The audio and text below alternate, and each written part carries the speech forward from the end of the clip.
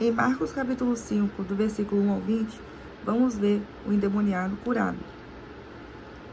E chegaram ao outro lado do mar, a província dos Gadarenos. E saindo ele do barco, Jesus, lhe saiu logo ao seu encontro dos sepulcros um homem com espírito imundo,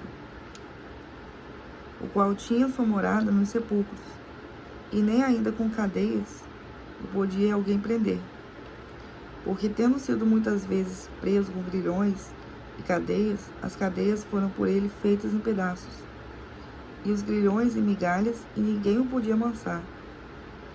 E andava sempre de dia e de noite, clamando pelos montes e pelos sepulcros, e ferindo-se com pedras. E, quando viu Jesus ao longe, correu e adorou-o.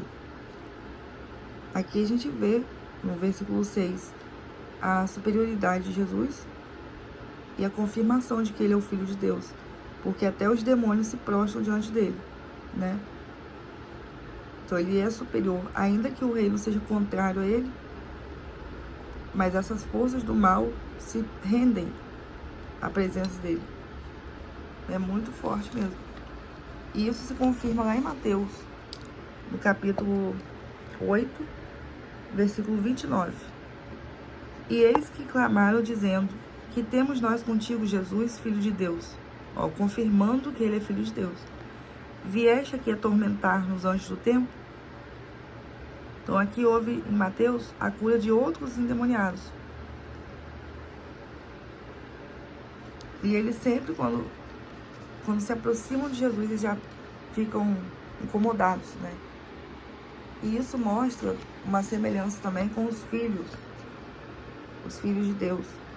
Todo aquele que se entrega mesmo, completamente, se liberta e passa a viver com Jesus, se aprofunda nas escrituras dele, basta ser como ele, começa a incomodar.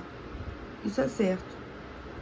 Se você estiver em um lugar e uma pessoa começar assim, meio que se afastar de você, a pessoa, quem está com Deus, sente quando está sendo, né, evitado. Isso já aconteceu comigo várias vezes. Tem pessoas que não conseguem ficar perto de você por causa da luz que você carrega. Quando você passa a ser dele, ele passa a ser seu dono, você vira um participante do reino de Deus. Então, quem não está participando desse mesmo reino vai sentir raiva de você. Às vezes não vai se sentir raiva, vai se incomodar, porque vai estar incomodando as trevas que essa pessoa carrega. É a escuridão que ela está carregando em alguma área da vida dela, vai se sentir incomodada com a sua presença, porque ela ainda não se libertou. Não é porque é uma pessoa ruim, entende? Então a gente tem que ter muito discernimento para não levar isso para o lado pessoal. Porque eu já fui muito humilhada por pessoas justamente por isso, porque se incomodavam comigo, sem eu ter feito nada. Então, isso mostra que... E outra coisa, às vezes você nem está ainda firme com Deus, mas só de você carregar a promessa dele, você já incomoda muito também. Porque o diabo sabe quem você é diante de Deus. Ele sabe qual é a sua missão, ele sabe que você vai ser muito fiel a Deus, ainda que você não esteja liberto. Isso já pode acontecer também. Estou continuando aqui no versículo 7. E clamando com grande voz, diz: que tenho eu contigo, Jesus, Filho do Deus Altíssimo? Conjuro-te por Deus que não me atormentes. Porque ele dizia, né, Jesus dizia para ele: sai deste homem, espírito imundo. E perguntou-lhe: qual é o seu nome? E lhe respondeu, dizendo: Legião é o meu nome, porque somos muitos. Então, muitas vezes as pessoas criticam quando na igreja, né, o pastor vai lá, expulsa, um obreiro expulsa um demônio, pergunta qual é o nome dele, antes de expulsar, na verdade. Pergunta o nome justamente para mostrar às pessoas a realidade. Que existem categorias de demônios. Existem nomes, sim. E é importante alertar as pessoas. Aí tem gente que critica e fala: tá entrevistando o diabo, para que isso? dando ibope, né? Dando audiência pro mal. A questão é que tem pessoas que só acreditam vendo. E Jesus fez isso aqui, perguntou o nome desse espírito imundo para revelar para as pessoas. Porque essa notícia ia se espalhar e muitos viram isso. Já viram, já presenciaram, né, a expulsão. E precisam ver que realmente existe e que a gente tem que se vigiar para não parar uma legião de demônios dentro de nós. Isso é oculto e começa de forma sutil. Já começa desde da sua descendência. Às vezes você carrega maldição de família, então você já pode ter alguns demônios em você, que só serão expulsos se você se entregar. E rogava-lhe muito que os não enviasse para fora daquela província.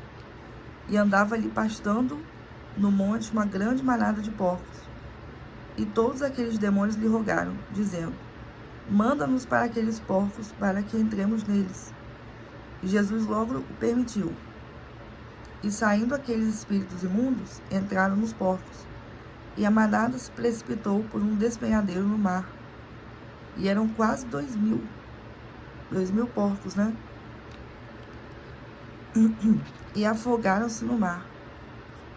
Então Jesus precisava mostrar a verdade, mostrar que existe o mal, sim, existe um reino espiritual que é contrário à vontade dele. Então precisava ser mostrado, apesar de ser uma história, de ser algo muito forte, muito, assim, pode causar um certo medo, né, um escândalo entre as pessoas, mas é a verdade, não tem como fugir disso.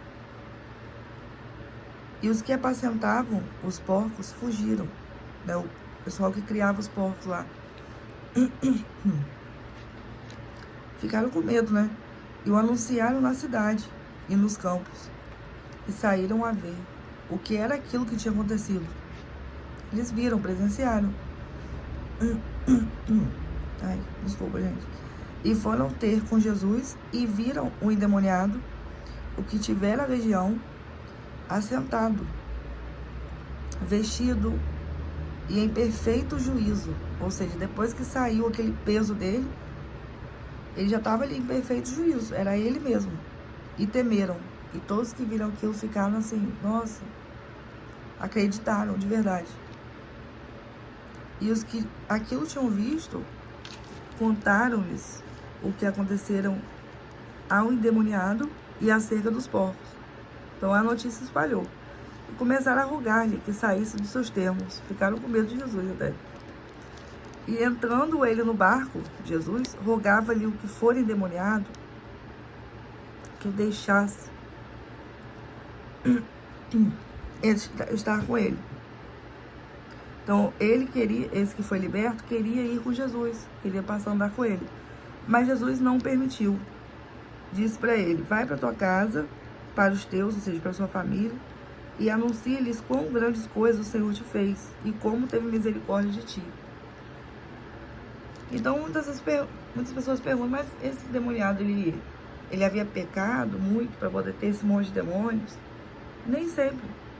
Às vezes é uma pessoa inocente que ela passa a carregar uma legião de demônios que vieram da família. Existe essa possibilidade também. E como ela já está ali acostumada com aquela situação, ela vai acabando atraindo outros, que ela não está liberta. E ele foi e começou a anunciar em Decápolis quão grandes coisas Jesus lhe fizera. E todos se maravilharam.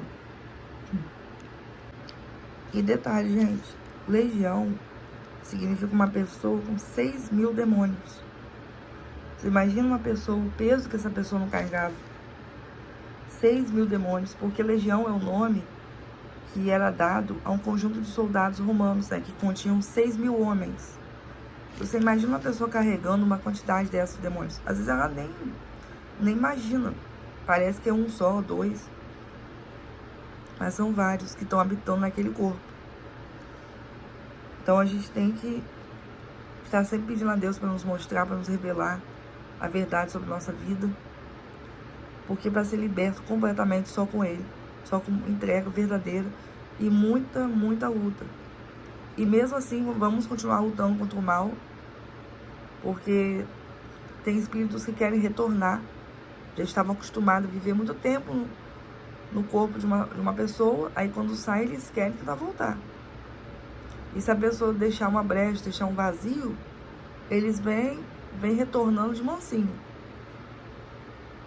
Cuidado com os sentimentos. A partir de sentimentos você começa a nutrir dentro de você, sentimentos negativos, você vai atraindo espíritos imundos. E aos poucos eles vão entrando até dominar você, gerando várias doenças, doenças mentais, doenças físicas. Então é preciso analisar. Outra parte também que eu queria mostrar para vocês é em 2 Coríntios, versículo 14 até o 16. Exortação à separação. Não vos prendais a um jugo desigual com os infiéis, porque que sociedade tem a justiça com a injustiça?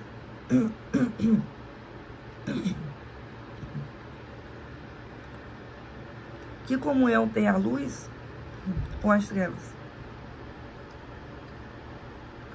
E que concordância vai ter entre Cristo e Belial? Belial seria um representante do reino de Satanás. Ou que parte tem o fiel com o infiel?